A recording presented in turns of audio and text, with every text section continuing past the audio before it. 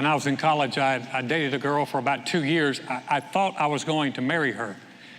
And in fact, we were pre-engaged, whatever that means.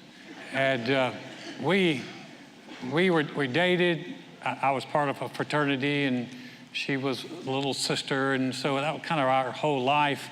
But about a month before I graduated from college, we broke up. And it was kind of a bummer. It's kind of a downer for me. It impacted my graduation, but I was getting over it. But then in the summer, after I had graduated, I'm working for a company called Bluebell. Anybody heard of Bluebell? How many of you think I'm talking about ice cream? I am not. It was actually Wrangler jeans. I'm working for Wrangler. And I'm working for them, and my old girlfriend and I, we got back together. And so I'm thinking, okay, well, we're back on again. And she was going back to school. I was working with Wrangler, and they sent me to a beautiful little town for a couple of weeks called Luray, Virginia. And Luray sits right in the Shenandoah Valley. It's a beautiful part of the country. And there was a plant there, and they were teaching me about how jeans are made. And so I was getting a training. I was actually starting a training program with them. So here I am in Luray, Virginia. This was my before Christ days. And so I'm partying pretty hard. And my time is coming up, and I thought, well, hey, I'm going to call my girlfriend, and we're going to arrange. I'm going to go up to college and party with my old fraternity, and that's my last hurrah for a little bit. So I called her up, and I could tell something was wrong with her on the phone. You know, there's one thing about text, phone and text is different. Unless you put little like emoticons all in there, you can't tell tone at all in a text. But on the phone, you can hear it. And so I called her, and she's like, hey. I was like, I shouldn't sound too excited. And I said, well, hey, I'm going to come up, and I'm going to come up. I'll be up on Friday night, and we'll go to the party. And so I'm coming up. She's like, uh-huh. I said, yeah, so I'll be coming up this weekend. And I'll never forget. She said, well, if you want to. How many of you know that's code for, oh, don't come? And man, I had some choice things to say to her, of which I will not repeat. And I remember hanging up the phone. I slammed the phone. That's when they had phones you could slam down. Nowadays, you hit the button, but it just ain't the same. I mean, you could slap that thing down. You're like, yeah, I was mad, and I hung up. And I remember I was angry. I was hurt. I could still run during those days. So I put my running shoes on, and I went out and went running. And I think this isn't good. I think I cussed her every step of the way. But the one thing I knew when I came back is before Taylor Swift ever wrote it, we were never, ever, ever getting back together. This thing was done. But I also remember how much it hurt. And welcome to the reality that life can be hard. Now, I know for some of you are thinking, dude, if that's the hardest thing you've ever dealt with, that is nothing. But everybody's story is different, but everybody's got a story. And life can be hard. And in the middle of this, we have a promise. And we see it when the angel had just appeared to Joseph, but he said, the virgin shall be with child and bear a son, and they shall call his name Immanuel, which is translated God with us. Life can be hard, but God with us can help take that edge off. And this morning I want to talk about how the God with us is a good God, is a compassionate God. And I actually entitled this message, Your Connection with Compassion. When I say life can be hard, do you realize that for many people, the Christmas season is not so jolly? There's about 4 areas that I see people have a difficult time with during Christmas. One of the things about Christmas is because we sing the same songs and there's a lot of the same traditions, it becomes a stark reminder of things. And what we're reminded of at Christmas, many people are, is they're reminded of relationships that no longer exist. Maybe someone has passed away. Maybe there's been a breakup or a divorce. And so at Christmas time, it's a reminder that they were with you last Christmas, but they're not here now. And that can be painful. For some people, the people who are here are painful. But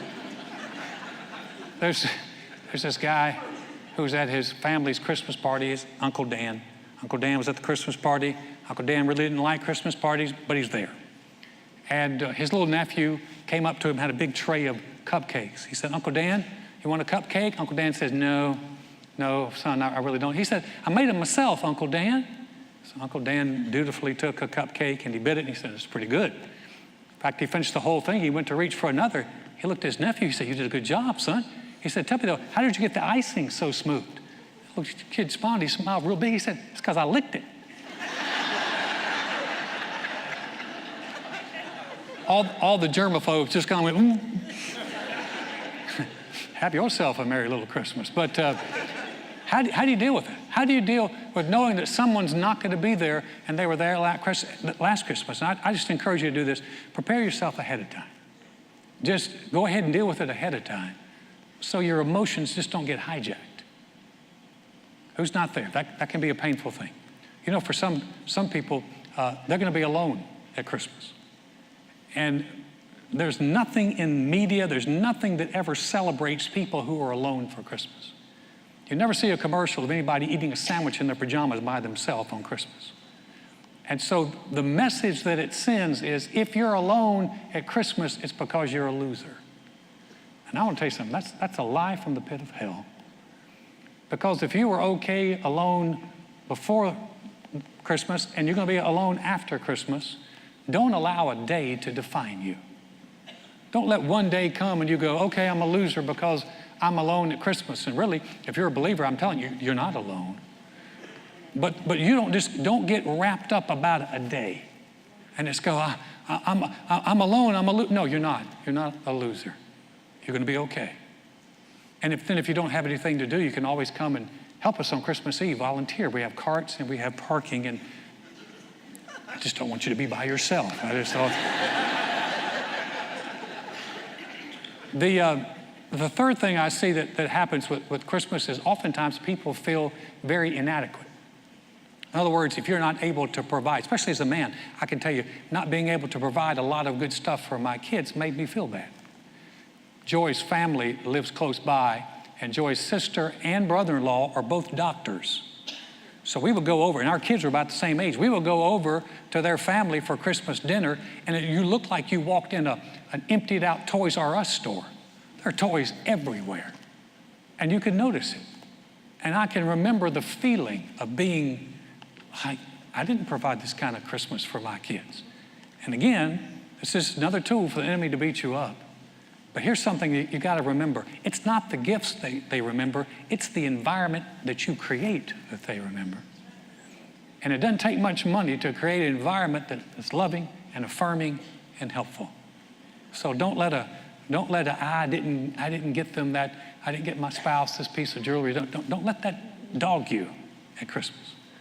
And then the last one I think is just very simply what I call unrealistic expectations, or waiting for the Christmas miracle. You know, people wake up and it's like, it's Christmas. There's going to be a miracle. No, that's Hallmark. Realistically, here's something that'll help you with expectations. Expect nothing, appreciate everything. That'll help you through life. You're just like, hey, I didn't expect it, but I'm appreciative of it. And then you're more realistic in that. I think the bottom line is these four areas tell us life can be hard, but God is not. The psalmist said this when he talked about God. He said, you, Lord, are a compassionate and gracious God, slow to anger, abounding, that means overflowing in love and faithfulness. You are a gracious God. His very nature is loving and merciful and good and kind, and he is the opposite from being hardened. I know sometimes that might be maybe a little different than what you've been taught or how you were raised. Some people serve a very distant God, or some people serve a God who's very aloof, or what I call neutral. You're always trying to get him on your side. And yet we find that he's compassionate and gracious. He's full of love and faithfulness. Paco Adamar is a pastor in Chicago. He's on the west side of Chicago in a place called Little Village. Little Village is an area that's just rampant with gang warfare. And Paco was asked to lead a prayer vigil for a young man who was gunned down by a rival gang. And he felt a little nervous when he came out to the street where everyone had gathered. He said, because a lot of gang members around there, these are hardened individuals. But as he looked at them, Paco realized, he said, they're kids.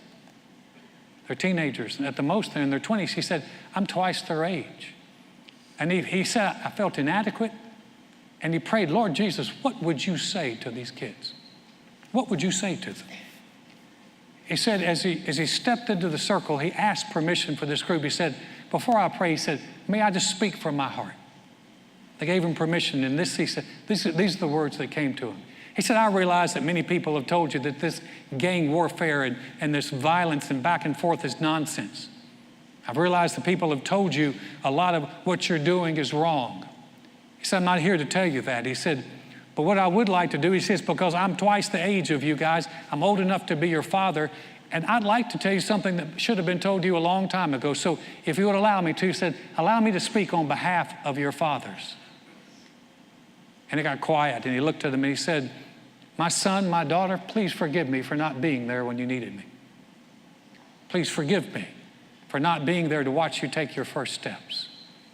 Please forgive me for not being there to play catch with you when you were growing up. Please forgive me for leaving you when you needed me the most. Paco said as he was sharing this with them, he said the tears just began to flow freely. And much to his surprise, as he looked around that group of these hardened kids, these gang members, they began to weep with him. He said it was after that he had a special bond with them. He had had no credibility in their world. But now that gave him some credibility. He said, I've never shared their experience, but I've shared their pain. I think about our Heavenly Father who sent his Son, not just to share our pain, but to share our experience, to go through what we go through. So he could be not just a distant God, but a God who's with us, who can be a very compassionate God. Jesus gives us the picture of compassion when he told a very famous parable. It's not a picture of what was an ideal. It was really a picture of God's compassion for people. He was sparring, well, actually there was a lawyer sparring with Jesus about who was his neighbor, who wasn't his neighbor. And Jesus gave this answer. It's found here in Luke, the 10th chapter. A Jewish man was traveling from Jerusalem down to Jericho, and he was attacked by bandits. They stripped him of his clothes, beat him up, and left him half dead beside the road. By chance, a priest came along, but when he saw the man lying there, he crossed to the other side of the road and passed him by. And a temple assistant walked over and looked at him lying there, but he also passed by on the other side. Then a despised Samaritan came along, and when he saw the man, he felt compassion for him. And going over to him, the Samaritan soothed his wounds with olive oil and wine and bandaged them. Then he put the man on his own donkey, took him to an inn where he took care of him. The next day, he handed the innkeeper 2 silver coins, telling him, take care of this man, and if his bill runs higher than this, I will pay you the next time I'm here. Now, which of these 3 would you say was a neighbor to the man who was attacked by bandits, Jesus asked. And the man replied, the one who showed him mercy. Then Jesus said, yes, now go and do the same. Jesus, really, what he did with this is he put a face on compassion.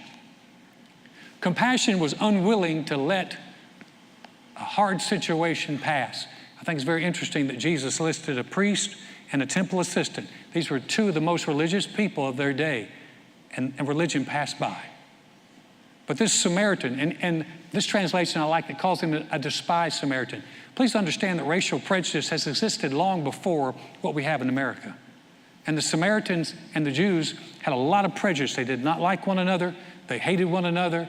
They were extremely prejudiced of one another. And so the idea that a priest would pass by, but a Samaritan would step in, says that compassion does not know race or color or bounds. And compassion stepped into a very hard situation. Compassion was willing to help a man who could no longer help himself. Said he was beaten, he's lying on the road, he's half dead. He can't physically get up and do anything. He doesn't have any money, all his resources are gone. So he really had no ability to help himself. But compassion stepped in and helped him anyway. And not only did compassion help him, but he did it in a kind way. Very interesting that Jesus once again would say he poured on oil and wine. And why would he even say that? Because if you pour wine on an open wound, it's going to hurt. There's alcohol there. It'll really sting, but oil would soothe it. He said he was kind about how he handled a wounded man. A number of years ago, we were having Thanksgiving dinner, and family was finishing eating, and we were a bunch of relatives together. And I was putting some stuff in the car. We'd gone over to Joy's mom's house. I was putting some stuff in the car, and my kids have one of those Razor scooters. Remember those Razor scooters? They had the handle here. I just thought it'd be a good idea when I was putting it up just to ride it to the edge of the driveway. It was really not a good idea because I got a good head of steam going, and I'm just tooling on down. Tooling is the word, not tootling, Joy. It's tooling.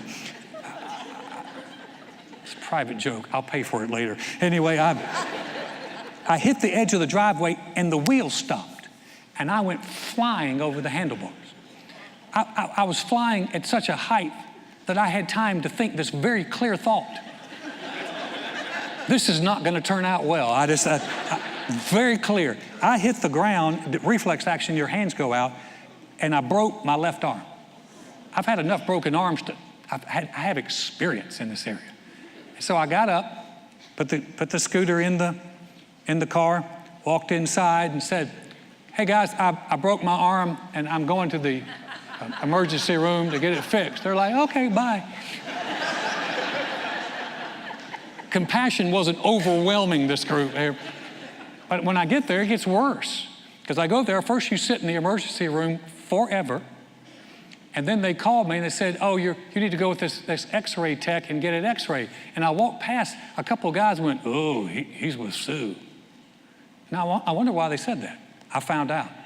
Sue grabbed my arm and twisted it and said, hold it here. Then she twisted back the other way. I mean, I yelled out loud.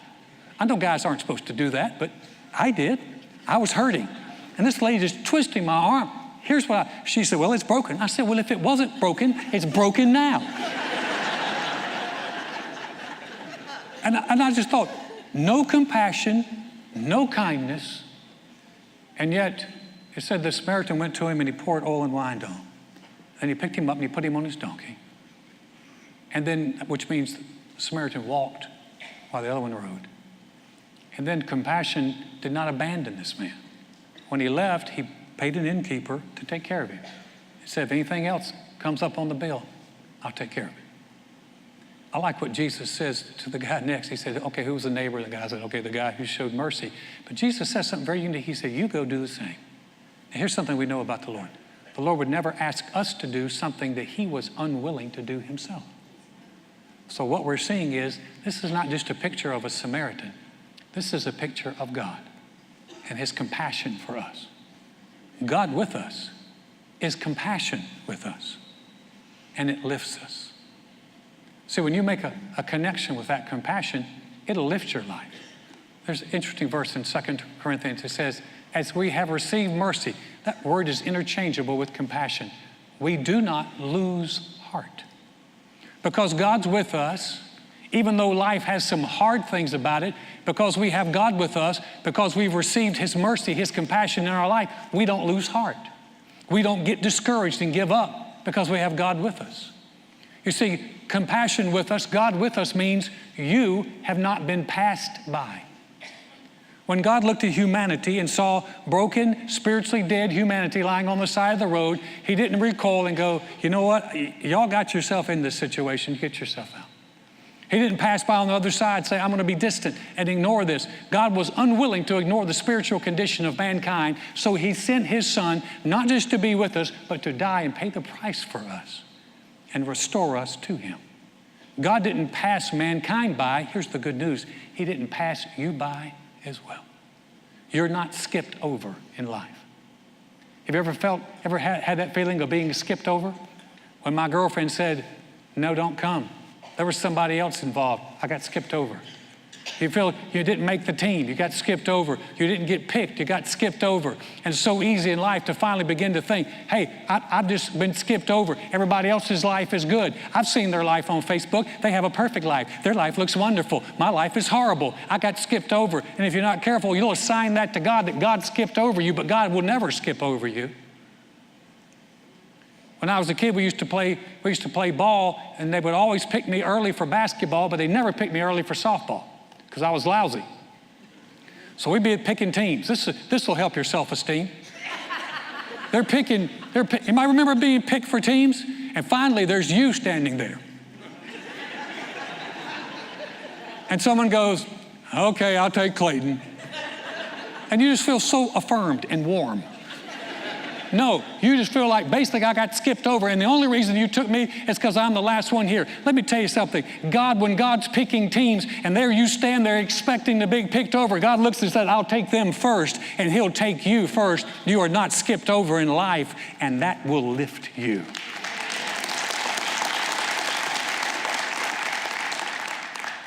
Because God is compassionate, God is with us, there is nothing you can do to earn His love and His help in your life. You can't be good enough. You can't be bad enough. It's because of His mercy and His love. It's because of who He is, not what you've done. And because He's kind and compassionate and gracious, He'll treat the wounded areas of your life with kindness. You can trust Him, and that lifts you. A number of years ago, I got a call.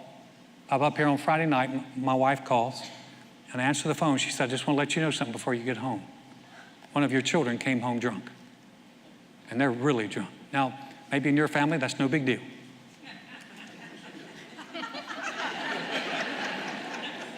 Pastor's family, pastor's kids. How many of you just know it was Matt?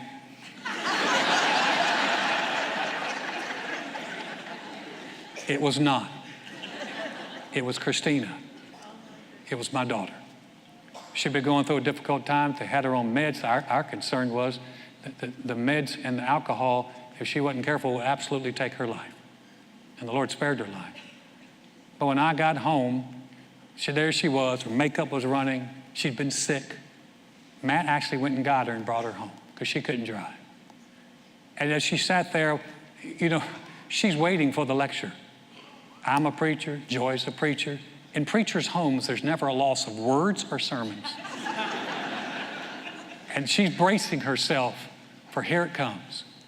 But I remember just walking in, and I just looked at her. And I didn't lecture her. I didn't show her I was disgusted with her. I just loved her. And I haven't been the world's greatest father, but I did a good job at that time. Because I showed my daughter a picture of who God was.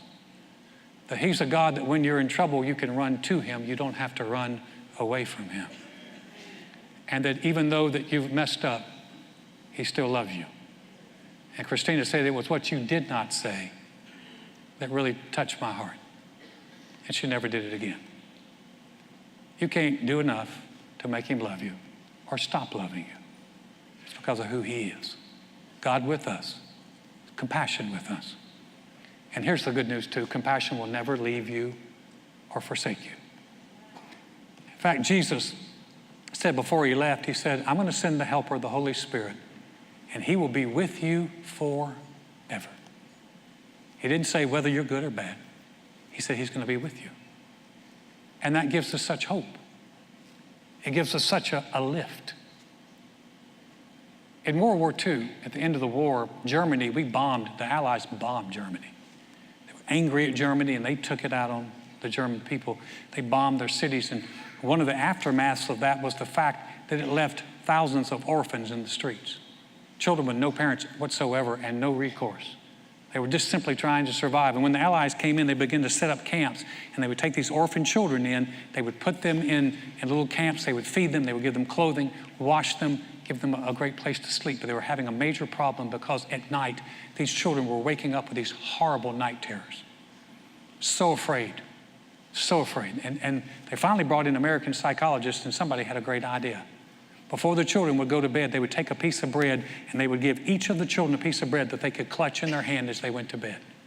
And what they realized is that every morning these kids would wake up and wonder if they were going to eat that day, wondering whether or not they're going to fight somebody or somebody was going to beat them up and take their food. And by putting a piece of bread in their hand, it gave them hope that they were going to make it through the day. And that lifted them. It gave them courage. And the night terrors went away. You know, the idea that God's given us promises that he'll never leave us, never forsake us, gives me hope to hold on to. That the Holy Spirit will be with me when I go to bed and when I wake up. And I don't have to lose heart when I face the hard things in life because I'm not alone. I've got help. Oftentimes people say, Alan, how do I even connect with God? I feel sometimes like I'm so distant from him and he's so distant from me. How can I, if he's so compassionate, how can I make a connection with him? I'll give you just something very simple, but it's very powerful. It works. One of the best connectors you can ever do, connect with a God of compassion, is simply give thanks. The psalmist said this way, Psalms 118, verse 1, it said, oh, give thanks to the Lord, for he is good. For his mercy or his compassion endures forever. He's good, and his compassion towards you, his help, his presence, that he'll be with you, it endures forever. And here's what happens. You begin to say thank you, and you begin to connect with him. You see, what you're thankful for, you become aware of. You become mindful of. If you're saying, Lord, thank you, you are good. Maybe you wake up, and maybe you are by yourself this Christmas. Well, when you wake up, don't wake up and begin to cry because you're by yourself. What if you woke up and said, Lord, I want to thank you that even though there's nobody else around me, I know you've never left me and you forsake me. Lord, I want to thank you that you're with me. Lord, I want to thank you that you're going to be good to me, and that I can look forward to the year ahead because I believe that you're good and I believe you'll help me and I'm not alone. So you begin to give thanks. It does something. It connects you with a living God. And you can sense, it may not be in your feelings, but in your heart, you can sense there's a peace there.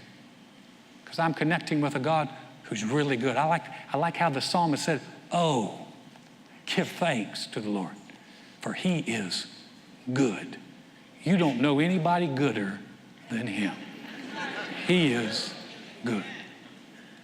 Let me conclude my breakup story. Why are you laughing? That is not...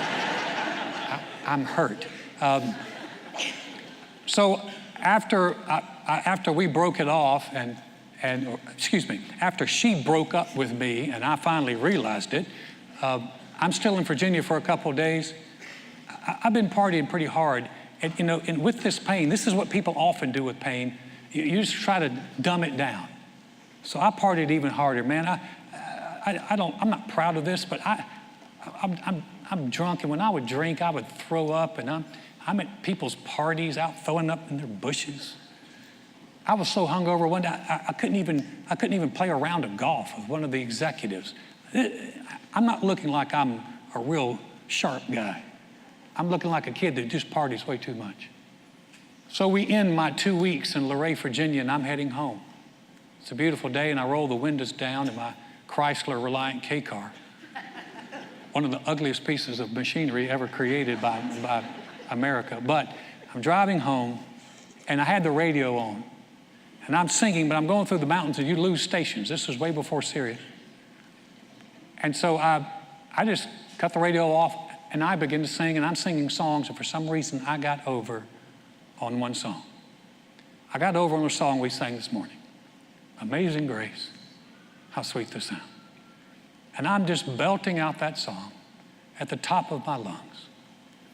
And even though I've been doing everything wrong, compassion got in the car with me. And I sensed the presence of God. I wasn't stupid. I knew the presence of God. It filled that car. I'm weeping. And I realized that God was not disgusted. He had not turned his back on me. That he loved me. And I could go to him. And I rode down the road just thanking him and singing and weeping. 2 months later, I've rededicated my life. And that was 37 years ago. Never to leave. So it was...